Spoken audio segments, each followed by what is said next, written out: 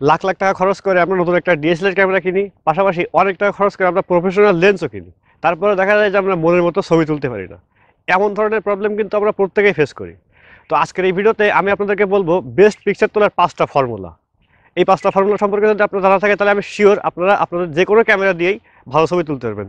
তার মানে এই না যে আপনার লাখ টাকা দামের ক্যামেরা থাকতে হবে, না, আপনারা 20-25 হাজার টাকা 30,000 টাকা দামের ক্যামেরা দিয়েও ভালো কোয়ালিটির ছবি তুলতে পারবেন। সুতরাং ভিডিওটা অনেক বেশি ইম্পর্টেন্ট হবে সবার জন্য, স্পেশালি যারা ডিএসএলআর ক্যামেরা ব্যবহার করেন। তাই আশা করবো সম্পূর্ণ ভিডিওটি শেষ পর্যন্ত দেখবেন। So welcome back guys, fantastic tech and photography চ্যানেলের নতুন একটি ফ্যান্টাস্টিক ভিডিওতে আপনাদের সবাইকে স্বাগতম। যারা এখনো পর্যন্ত আমাদের এই ছোট্ট চ্যানেলটিকে সাবস্ক্রাইব করেননি, তারা নিচ থেকে মিষ্টি করে আমাদের চ্যানেলটিকে সাবস্ক্রাইব করে দিয়ে আমাদের এই ফ্যান্টাস্টিক ফ্যামিলির সদস্য হয়ে যান। কারণ আমরা রেগুলারলি ডিএসএলআর ক্যামেরা সংক্রান্ত এরকম সুন্দর সুন্দর ভিডিও কিন্তু শুধুমাত্র আপনাদের জন্য তৈরি করি। তো চলেন, কথাবার্তা অনেক হয়ে গেল, এখন সরাসরি আমরা মূল ভিডিওতে চলে যাই। নাম্বার 5 নম্বরে যে বিষয়টা আমাদের সব থেকে বেশি জরুরি সেটা হচ্ছে ভালো একটা লেন্স। দেখেন, আমরা সাধারণত কি করি যে ক্যামেরার বডি রয়েছে, এই বডিতে বেশি ইনভেস্ট করি। বাট আমার কাছে মনে হয়, আমার কাছে না, টোটাল প্রফেশনাল ফটোগ্রাফাররা যারা ফটোশুট করে থাকেন তাদের সবার কাছে একটা জিনিস শুনে দেখবেন যে বডি ইম্পর্টেন্ট নাকি লেন্স ইম্পর্টেন্ট। সবাই বলবে যে ডিএসএলআর ক্যামেরার লেন্স যদি ভালো না হয়, বডি আপনি লাখ টাকা দামের বডি কিনেও কিন্তু ভালো ছবি পাবেন না। সুতরাং লেন্স অনেক গুরুত্বপূর্ণ একটা বিষয়। আপনি যদি 20-25 হাজার টাকা দামের একটা ক্যামেরার বডি কেনেন, সাথে যদি একটা ভালো লেন্স ব্যবহার করতে পারেন, তাহলে অনেক সুন্দর ছবি পাবেন। তো লেন্স চয়েস করা খুবই গুরুত্বপূর্ণ একটা বিষয়। ভালো লেন্স ছাড়া আপনি কিন্তু মনের মতো ছবি তুলতে পারবেন না। তো আপনারা কি করতে পারেন, যে প্রাইম লেন্স রয়েছে এই ধরনের লেন্সগুলো খুঁজতে পারেন, কারণ প্রাইম লেন্সের শার্পনেস অনেক বেশি থাকে, পাশাপাশি আপনার ছবিটা তুললে টোটাল যে এক্সপোজার, কালার ব্যালেন্স বলেন, সব কিছু মিলায় ছবিটা সুন্দর হয়। তাই আমি আপনাদেরকে সাজেস্ট করবো অ্যাটলিস্ট 50 mm একটা লেন্স রাখবেন। আর যাদের বাজেট ভালো আছে তারা চেষ্টা করবেন 85 mm একটা আছে লেন্স রাখার জন্য। এবং যারা প্রফেশনাল ফটোগ্রাফি করতে চাচ্ছেন তাদেরকে আমি সাজেস্ট করবো সবসময় 18-135 mm একটা লেন্স রয়েছে। এই লেন্সটা একেবারে কি বলবো, অলরাউন্ডার লেন্স। এটা দিয়ে সব ধরনের কাজ করা যায়। আপনি ওয়াইড অ্যাঙ্গেলও শ্যুট করতে পারবেন, পাশাপাশি আপনি যে পেছনে ব্লার করে ছবি তুলবেন, ছবির শার্পনেস চাচ্ছেন, সব কিছু এই লেন্সটা দিয়ে কভার করা সম্ভব। সো এই লেন্সটার দাম কিন্তু খুব একটা বেশি না, মাত্র 18-21 হাজার টাকার ভিতরে এই লেন্সটা পাওয়া যায়। ক্যানন ব্র্যান্ডের হোক বা নিকন ব্র্যান্ডের হোক, যে কোনো ব্র্যান্ডের লেন্স আপনারা মোটামুটি এই দামের ভিতরে পাবেন। তাই আমি আপনাদেরকে সাজেস্ট করবো যাদের বাজেট একটু ভালো রয়েছে তারা অবশ্যই এই যে 18-135 mm লেন্স, এই লেন্সটার দিকে একটু আগ্রহ দেখাবেন। এবং যাদের বাজেট একটু কম তুলনামূলক তারা অবশ্যই একটা 50 mm প্রাইম লেন্স রাখবেন, তাহলে দেখবেন যে বেটার কোয়ালিটির ছবি পাবেন।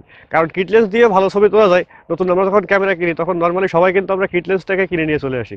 কিট লেন্স দিয়ে ভালো ছবি পাওয়া যায়, শার্প ছবি পাওয়া যায়, তারপরেও বেটার ছবি পাওয়া যায় না। তাই আমি আপনাদেরকে সাজেস্ট করবো কিট লেন্সের পরিবর্তে অ্যাটলিস্ট একটা প্রাইম লেন্স ইউজ করবেন, দেখবেন ভালো কোয়ালিটির ছবি পাবেন। নাম্বার 4 নম্বরে যে বিষয়টা সেটা হচ্ছে লাইট।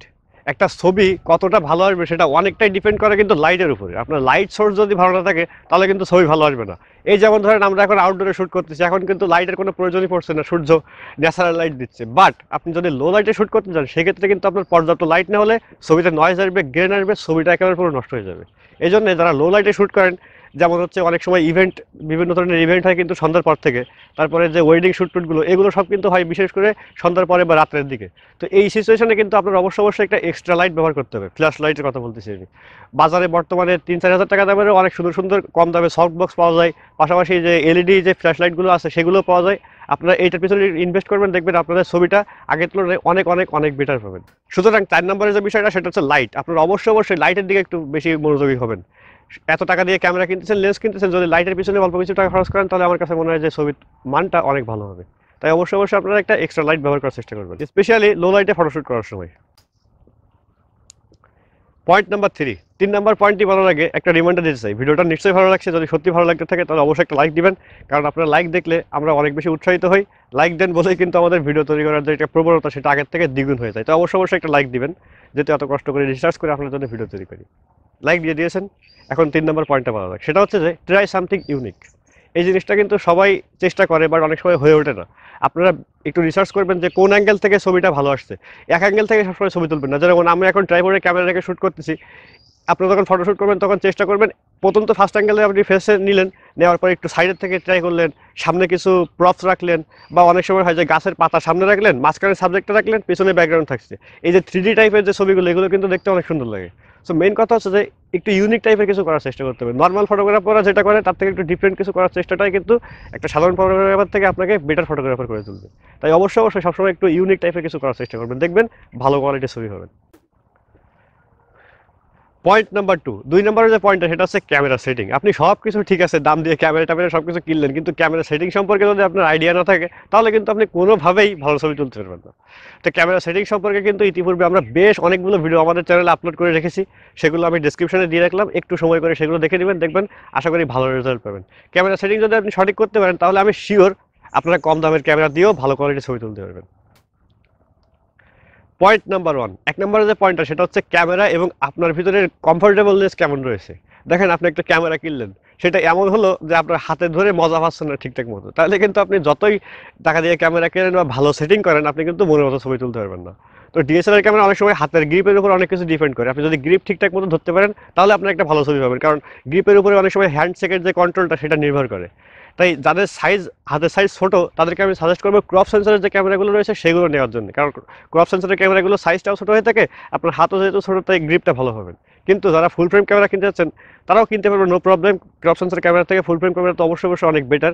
তো এই যে বলতেছিলাম যে গ্রিপ কমফোর্টেবলনেস কিন্তু অনেক গুরুত্বপূর্ণ একটা বিষয়। আপনারা যখন ক্যামেরা কিনতে পারেন একটু হাতে ধরে দেখবেন যে আসলে ক্যামেরার সাথে আমার যে কমিউনিকেশনটা সেটা কেমন হচ্ছে। যদি আপনার সাথে ক্যামেরার কমিউনিকেশনটা ভালো না থাকে সেক্ষেত্রে ভালো ছবি পাওয়া তো আসলে সম্ভব না, তাই না? তো এই যে ছোট্ট একটা টিপস, এটা একটু মাথায় রাখবেন, আপনার হাতের গ্রিপটা সাথে অ্যাডজাস্ট হচ্ছে এরকম একটা ক্যামেরা কেনার চেষ্টা করবেন। সো আজকের এই ভিডিওতে যে 5টা টিপসের কথা বললাম, 5টা ফর্মুলার কথা বললাম ভালো ছবি পাওয়ার জন্য, আমি শিওর এই ফর্মুলাগুলো যদি আপনি অ্যাপ্লাই করেন তাহলে অবশ্যই আগের তুলনায় ভালো ছবি পাবেন। সো ভিডিওটা যদি ভালো লেগে থাকে তাহলে অবশ্যই একটা লাইক দিয়ে দিন, কমেন্ট করে জানান যে কী ধরনের ভিডিও তৈরি করে আমি আপনাদেরকে হেল্প করতে পারি। আমি সবসময় কিন্তু চেষ্টা করি আপনাদের কমেন্ট পড়েই সেই ধরনের ভিডিও তৈরি করার জন্য।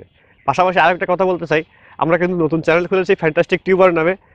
নতুন চ্যানেলে আমরা ইউটিউবের টিপস, ট্রিক্স, লেটেস্ট আপডেট সহ সুন্দর সুন্দর ভিডিও তৈরি করে থাকি, ভিডিও এডিটিংয়ের ভিডিও করে থাকি। তো এইসব ভিডিওগুলো দেখতে চাইলে মিষ্টি করে আমাদের এই চ্যানেলটাকে একবার ঘুরে আসবেন, আর যদি ভালো লাগে সাবস্ক্রাইব করবেন। তো সবাই ভালো থাকেন, সুস্থ থাকেন, দেখা হবে অন্য কোনো একটি ফ্যান্টাস্টিক ভিডিওতে। আল্লাহ হাফেজ।